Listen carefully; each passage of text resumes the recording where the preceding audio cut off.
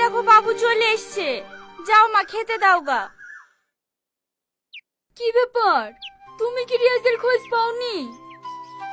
না গো, সব বন্ধুদের কাছে খোঁজ নিনু, এমনকি ওর বাড়িতেও কিছু নু, কেউ ওর খোঁজ দিতে পারলো না। বাবু সত্যি করে বলতো, আজ এক সপ্তাহ ধরে বাড়িতে বসে আছিস, তুই যে কোম্পানিতে কাজ করতি আর যাসনি কেন? ওই কোম্পানি থেকে আমাকে বের করে দিছে মা।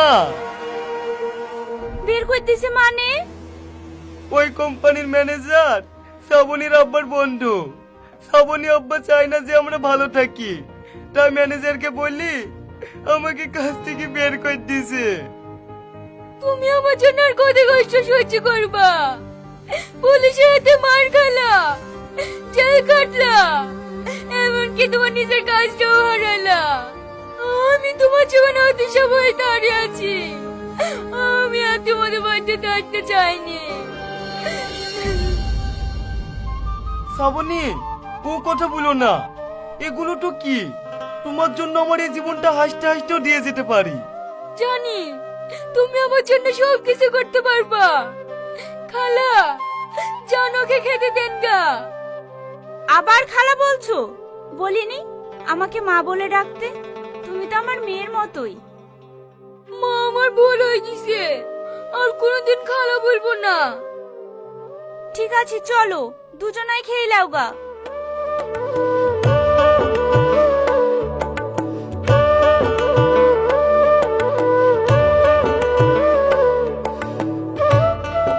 শ্রাবণী, এক গ্লাস পানি লাসো তো।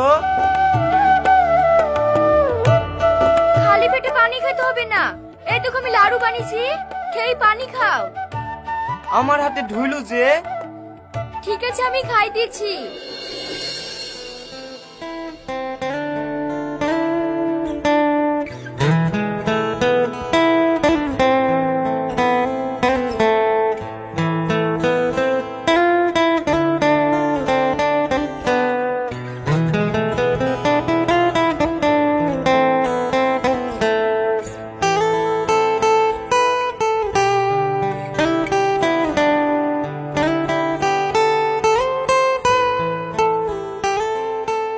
তুমি আমাকে খাওয়াইলি, আমি তোমাকে খাওয়াবো না?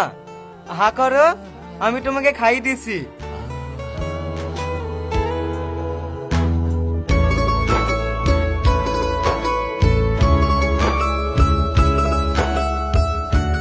শফিক, এই শফিক। কি রে, কিছু বলবি? এই রিয়াজ বাড়ি এসছে, তুই শুনিসনি?